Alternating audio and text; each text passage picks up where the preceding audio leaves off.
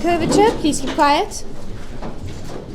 At the end of Friday's lecture, I spoke a bit verbally about arc length, but I didn't do any notes. Now let's do some notes.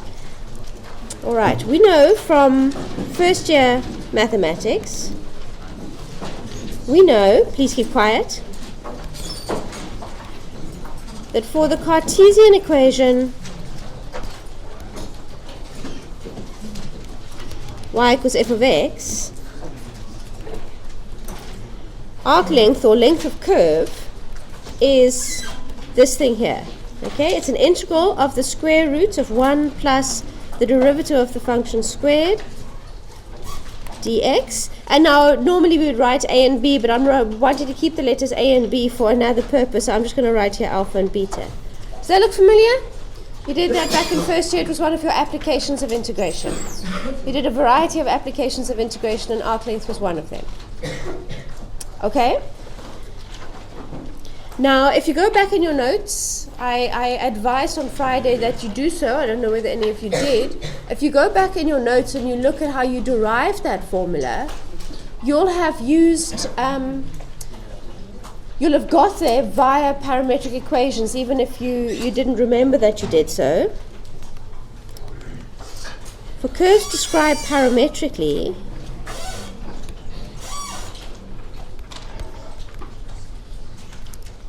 in R2,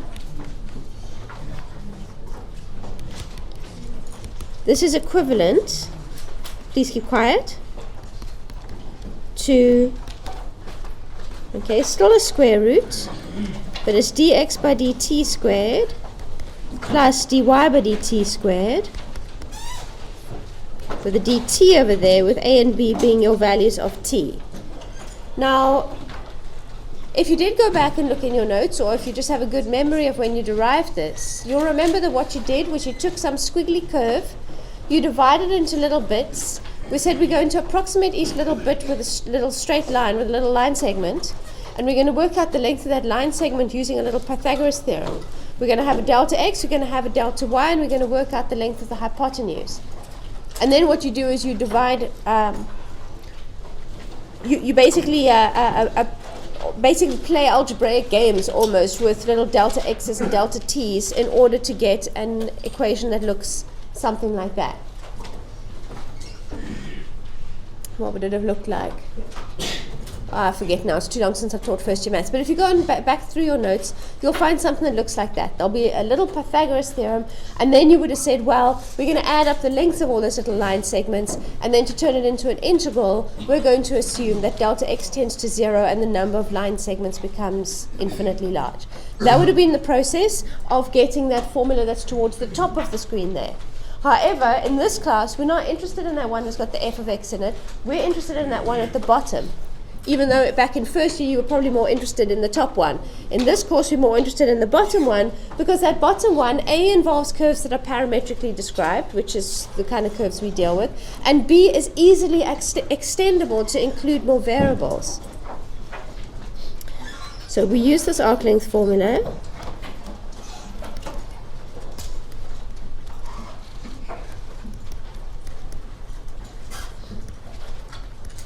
For space curves, extending it to 3 dimensions.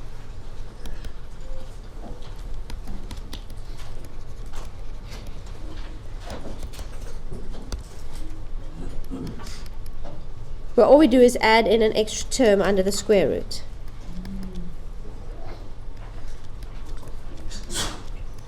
Dx by dt squared, dy by dt squared, and dz by dt squared. Okay?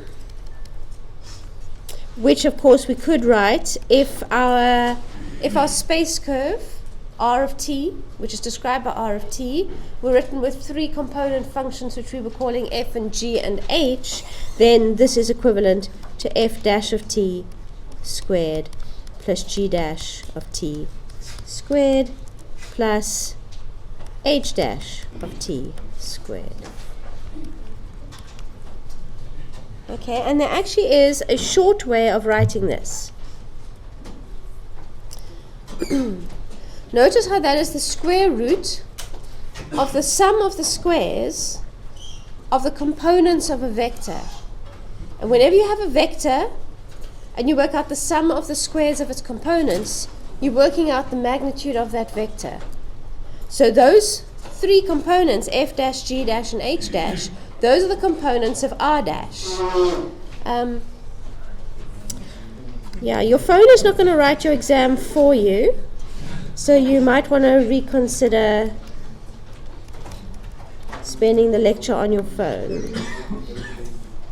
I grant you phones are getting increasingly sophisticated, but they're still not going to write your vector calculus exam for you.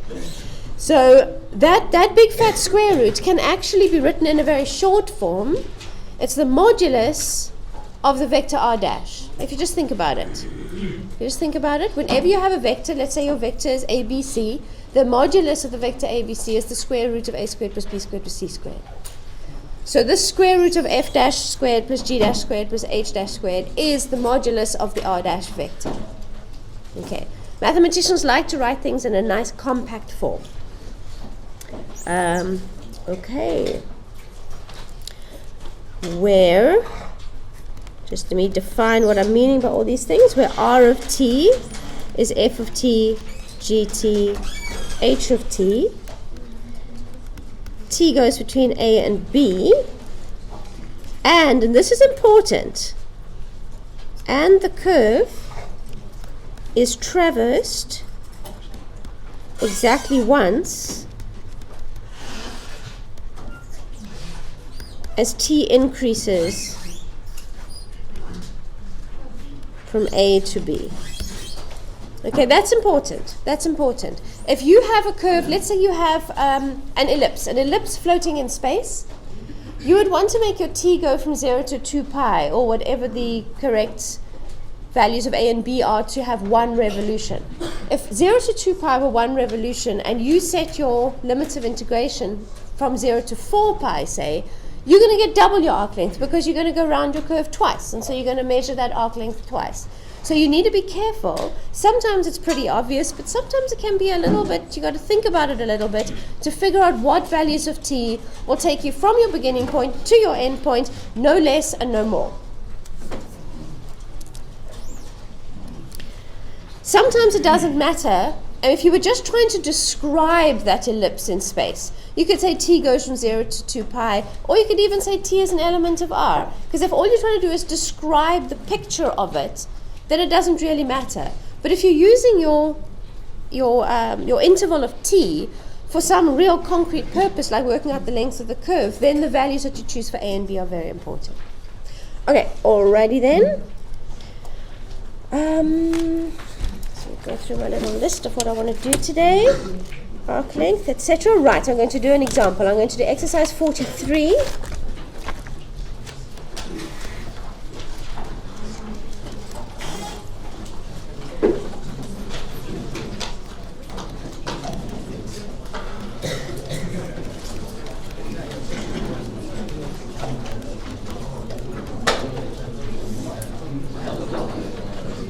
Okay, please keep quiet. So that's R. Let's work out R dash. Please keep quiet. If you're talking, then you're the person I'm talking to. Even if you're talking about maths, please keep quiet. But by the number of phones being waved about, I'm suspecting it's not maths.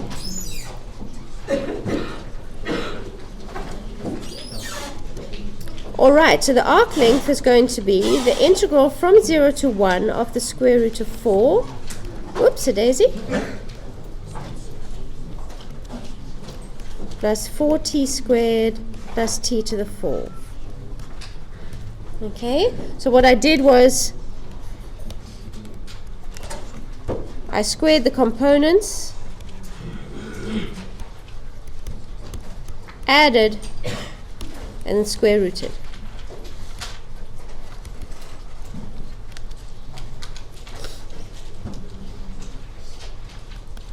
Okay, that is a perfect square. Let me just check myself. T to the 4, 4t squared, 4. Yes, that is correct. equals, okay, and I'm going to come back to, let me finish the problem, but then I'm going to come back to the step that I'm just doing now. And that's a nice little polynomial single variable integration. I'll return to first year for a second there. So that's 1/3 plus 2, that's 2 1/3, that's what, 7/3. There we go. Not hard, right? I suppose the hardest part was recognizing that that trinomial were a perfect square. It was a perfect square. Okay, I said I'd come back to that one step.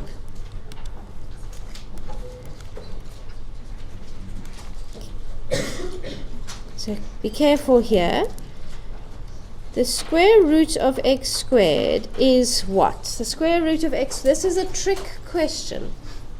So I'm giving you fair warning here, this is a trick question.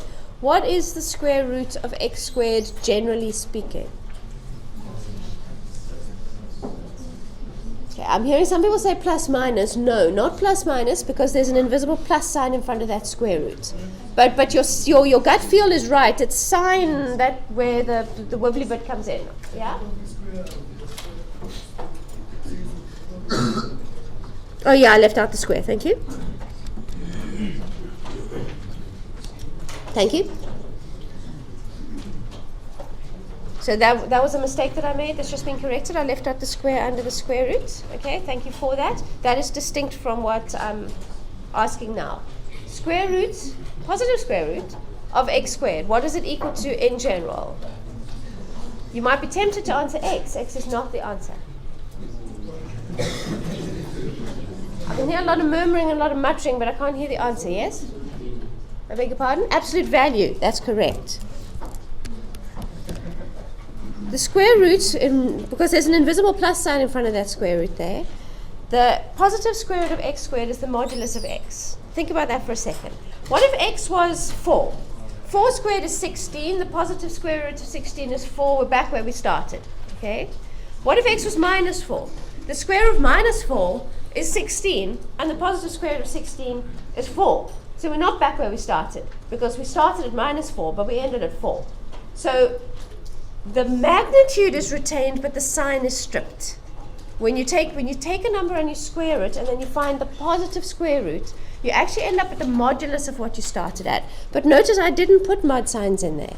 So that's why I'm saying you need to be quite careful. You need to actually stop and think to yourself, do I need those mod signs? And we don't need the mod signs, because in this case, if t is between 0 and 1, as we have been told, we can be sure that t squared plus 2 is in fact greater than 0, in fact greater than 2.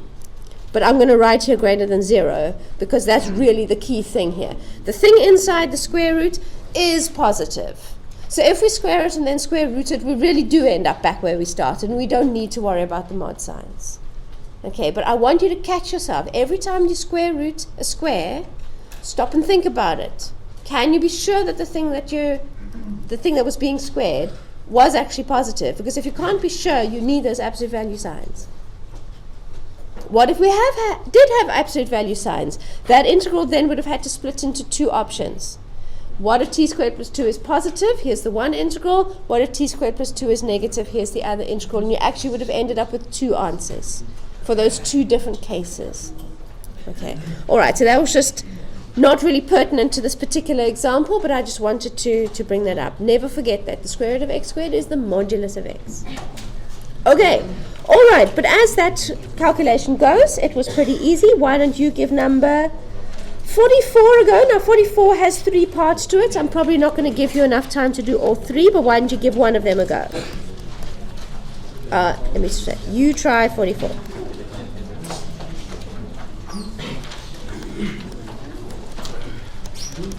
And I tell you what, I'll put the answers up so that you can check yourself.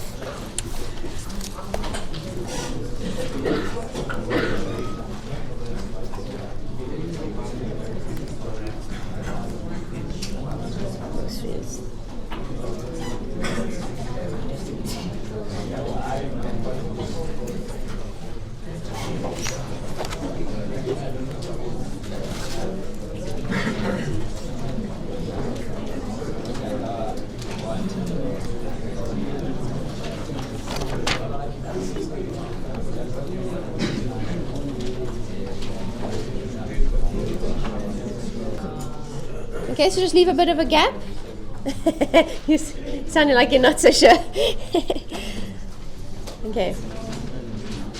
So arc length. Arc length's not too hard. You've got to remember the formula. Sometimes when you construct the integral, you have to pause and think a little bit. Is this a perfect square? Do I have to make a substitution? But fundamentally, it's a single variable integral, and you just need to integrate it. Okay. So the hardest thing, I suppose, is remembering the formula. But if you can even then remember that it comes from Pythagoras' theorem, you'll probably do all right. Square root of sum of squares. Okay, all right. The same curve can be parametrized in different ways.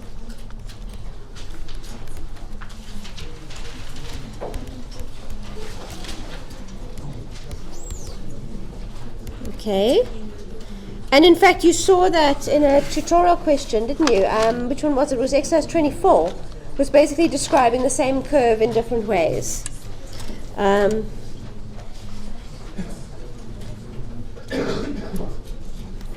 For example, let's say we have our good friend, the twisted cubic. We could describe that same curve as e to the u, e to the 2u, e to the 3u,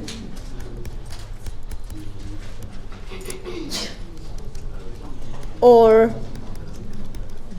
let's have a look. What have I got here? I've got m squared. Please keep quiet.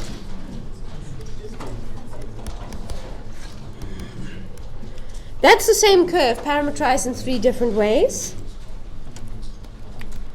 And in fact, there are infinitely many ways of parametrizing any one curve. There's usually one fairly obvious and simple way to parameterize it, and after that they get increasingly exotic. But fundamentally, there are infinitely many ways of parameterizing any curve. Okay. But clearly, if you're actually going to measure the length of the curve is independent of its parameterization. If it's a 3 centimeter long curve, then it's 3 centimeters, no matter how you're parametrizing it. So clearly, a curve has a specific length,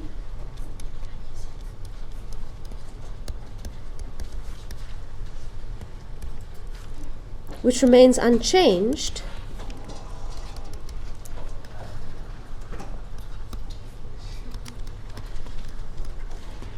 by changing its parameterization or coordinate system.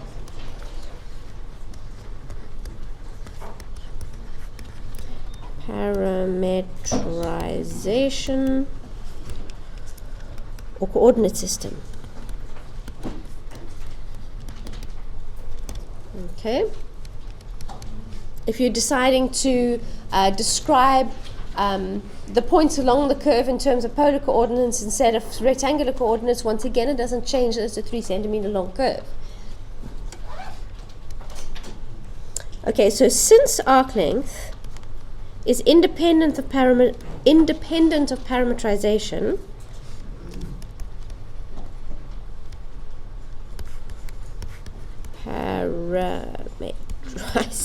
long word,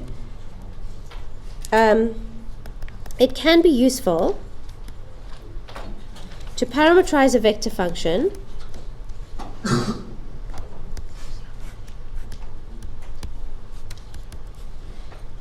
in terms of this thing that is invariant. In other words, its arc length. To parameterize a vector function in terms of its arc length, which is invariant. We do that by considering the arc length function.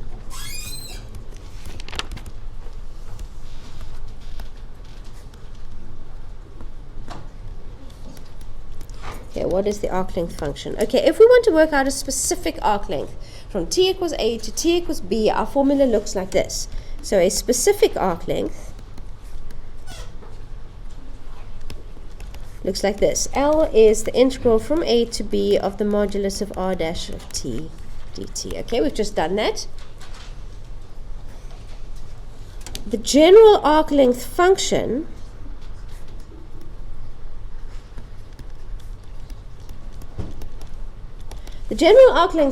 says, okay, so we're going to set our beginning point. Our beginning point is going to be this dot over here that's got parameter value a. But we're actually not going to set our endpoint. We're going to keep our endpoint generic, and then we're going to say, so then we're going to make our arc length in terms of the endpoint. So if B is close to A, we're going to get quite a short arc length. If B is far away from A, we're going to get a long arc length. And we want that generic arc length function that's in terms of where B is, of where the endpoint is. Okay, so it's going to look like this. Well, first of all, we call our arc length function S of t. Okay, S is a function of t. So as t changes, the arc length changes. Okay, but given that we're choosing to write it with that notation, it means that we're going to have to make t our upper limit on the integral, because that's the thing that's changing. Think of a sort of a slider. Think of having a piece of wire in front of you, and you've got a very specific beginning point, and you want to work out how long. You have like a bead, perhaps, a bead that can slide along the wire, and you want to work out how much wire there is between the beginning point and the bead. So where you move your bead, the further along the wire you move your bead, the longer your arc length is going to be. So your arc length is a function of the position of the bead on your wire. Okay? Because we're wanting to write it as S of t, because we're working in this context of t being our independent variable, it means that we've got to call the position of that bead t. Okay, cool. So far, so good. But if one of our limits of integration is a certain letter, we cannot use that letter inside our integral. So we cannot write r dash of t anymore. We have to write r dash of something else. And it doesn't really matter what that something else is, as long as it's a letter that we haven't already assigned meaning to in the problem. And that, in mathematics, is called a dummy variable.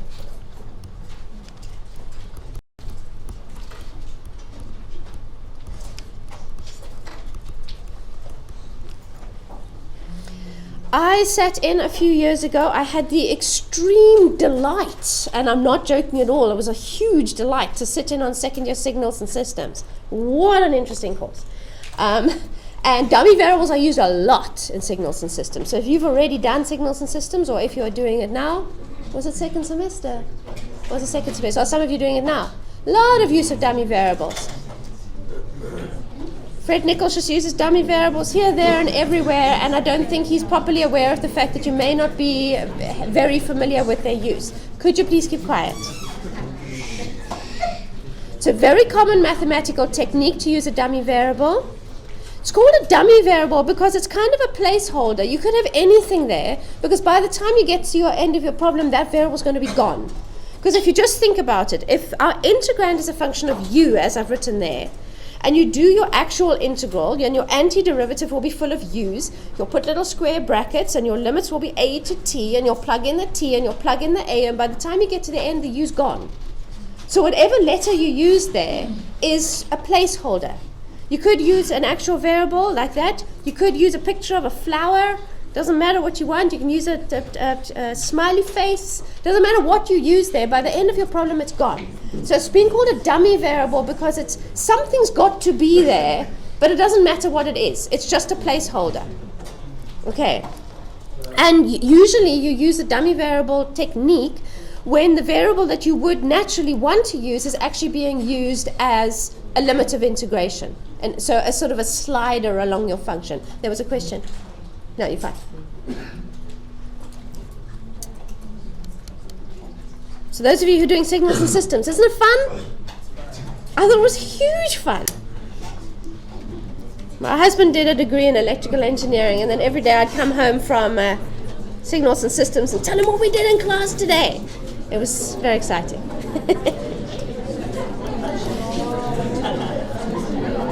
Convolutions. Okay. And something very exciting in signals and systems. I saw, remember when you did techniques of integration back in first year, and you did substitution, and you also did partial fractions? I saw partial fractions being used in signals and systems. That was pretty exciting for me. That was pretty exciting. He said to the class, "Now, how do we solve this?" And everybody looked a little bit blank, and he said, "Well, your first year lecturer taught you partial fractions for a reason," and the whole class groaned, and I went, "Yes!"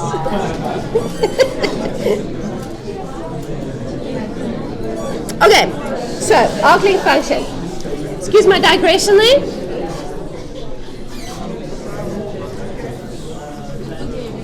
Okay, so just to sort of hammer it home here, S of t is the length of the curve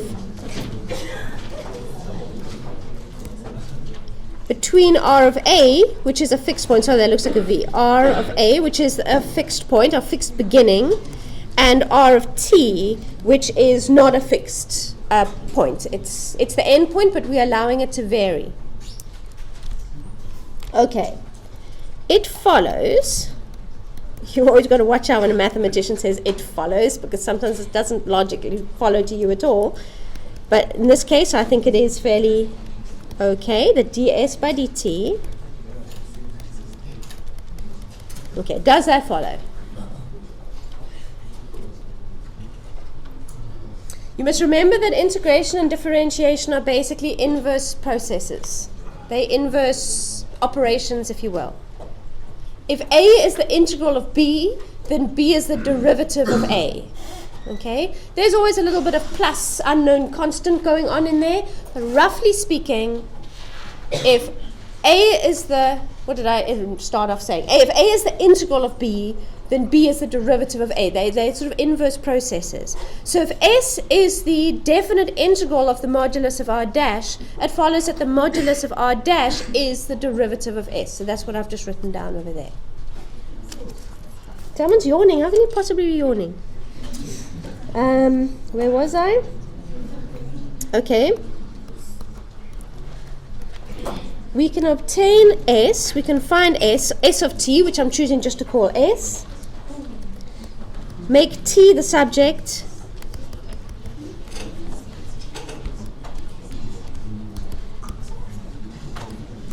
and substitute back into R of t. This reparametrizes the curve with respect to arc length. This reparametrizes the curve with respect to arc length. The curve with respect to arc length. Again, mathematicians don't usually write with respect to, they usually write WRT. Anything that can be written shorter is if you're a mathematician. All right, I want to do an example. The example in my notes is a horrible one, so I want to find one in the handbook.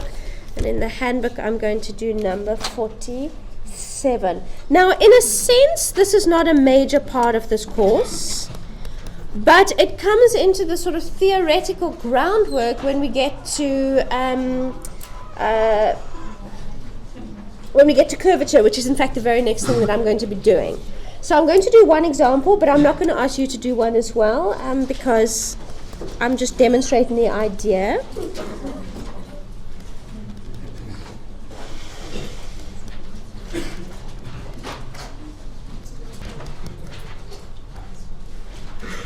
Okay, so that is the curve I'm being asked to reparameterize in terms of arc length. Okay, do remember that some people like to write vectors in unit vector notation, and that's just another way of writing it like this. Believe it or not, I am about to submit a paper to a journal on unit vector notation. So I know pretty much oh, golly. No, as an academic, it's my job to submit papers.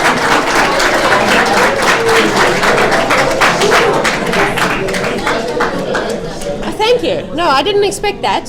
If I didn't submit papers, I'd lose my job. So, you know, I have got to do that. But I've been actually researching the history of unit vector notation, and it's incredibly interesting. And what's more to the point, in engineering, you'll find, particularly if you're going into sort of mech-eng Yeah, and okay, I don't want to make guesses about the other disciplines because I'm not sure. But in Mech-Eng, they like the IJK notation. They hate the bracket notation. So you need to be ready to recognize that notation. Geomatics, I think, it prefers the bracket notation because geomatics is far more into sort of arrays and matrices, and the blur between vector geometry and linear algebra is, well, it's more blurred. So the different disciplines and the different departments I know have different preferences for the notation. And I must admit, in maths, you mostly see the bracket notation, which tends to make that unit vector notation trickier to work with, but you need to be able to flip between notations. Okay, alrighty then, so what am I doing? I'm working out R dash.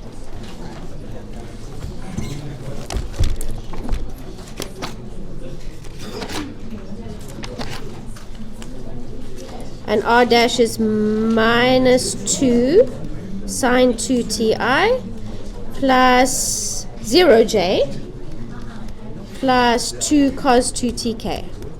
Okay, you can write that in brackets if you want to. It's totally fine. I prefer the bracket notation myself, but that's my maths bias showing. Lots of engineers don't like it at all. So then the modulus of r dash of t is going to be the square root of 4 sine squared 2t plus 0 squared plus 4 cos squared 2t. Sorry, obviously the 0 doesn't have to be there, but I'm just trying to be very obvious here about what's going on. And so that's 4 sine squared 2t plus 4 cos squared 2t. Take the 4 out as a common factor, end up with 4 times 1, and then we're square rooting it to get 2. Okay? So ds by dt equals 2. You can see there is the potential for that modulus of r dash to be something quite hairy. In this case, it was very simple.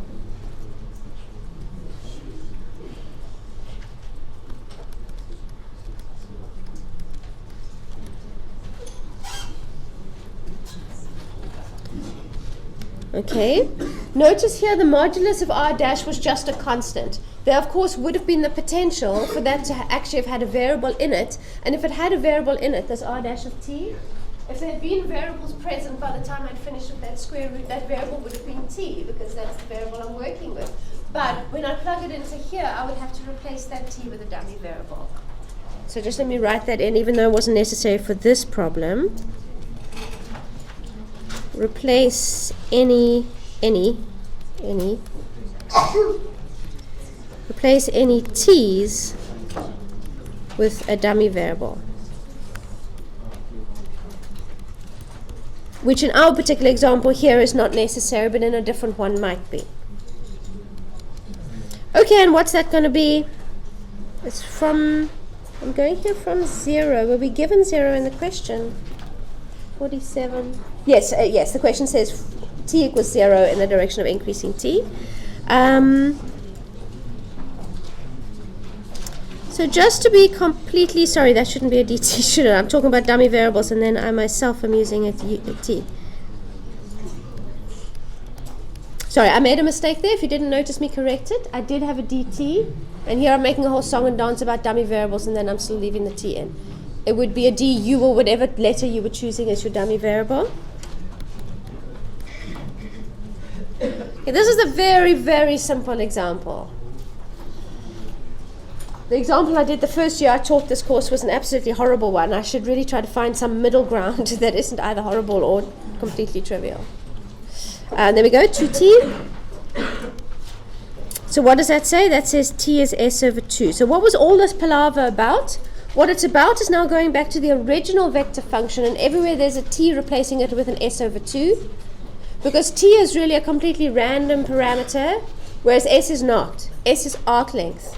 And so by parameterizing my curve in terms of arc length, where arc length is an actual structural characteristic of the curve, in a sense we're making our vector function a lot stronger, a lot more robust, because there's nothing sort of random or whimsical about it. We are parameterizing it in terms of something that is to do with its own structure. In a sense, this is not unlike using radians instead of degrees. So r of s would be cos of, now I'm going to replace the t with s over 2, so it's just going to be s. Sorry, that looks a little funny. I don't normally put brackets, but I'm doing it now because otherwise it looks like cos with a double s.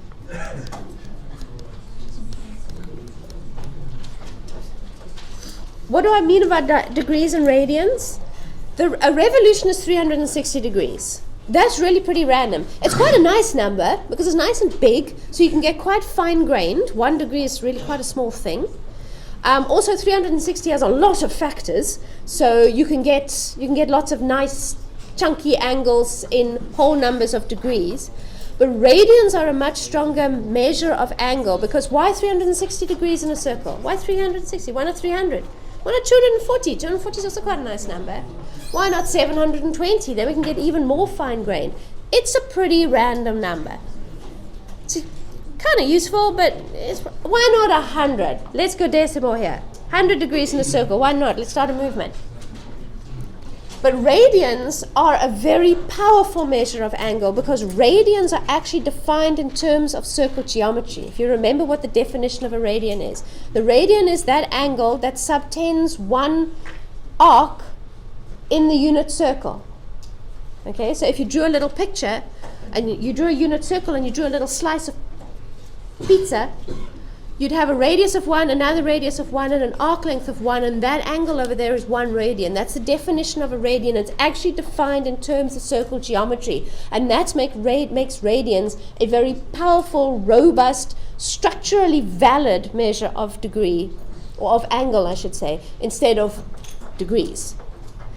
Same with arc length. Arc length is something to do with the actual structure of your curve. It's a more robust, more powerful measure of your curve than some random parameterization. There was a question.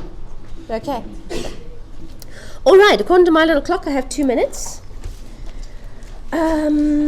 So, why do we care? Well, we care because of curvature.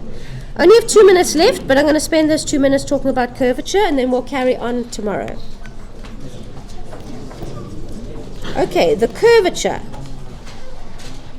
which is designated by the Greek letter kappa. Now, kappa looks like a capital K, but it's small like a lowercase letter. Okay, the curvature kappa is a measure of how quickly a curve changes direction. Oops, sorry, I'll fix that. That's a curve changes direction. I'm just going to carry on writing because I'm short of time. I'll come back and change that in the notes in a sec. Okay, we take the tangent direction vector. This is how we work out curvature. We take the tangent direction vector, turn it into a unit vector,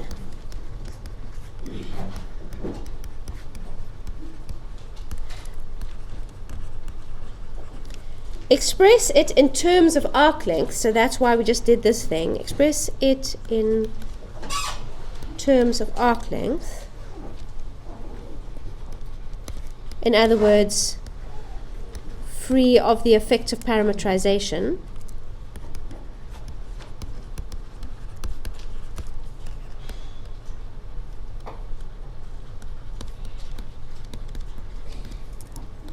And then differentiate to get rates of change.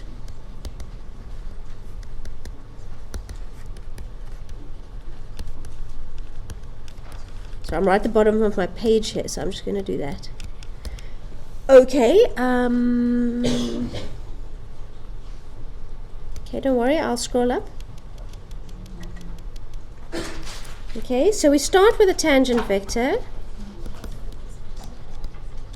which is r dash of t. Okay, we turn it into a unit tangent vector. I'm actually writing, my stylus is being slow to catch up.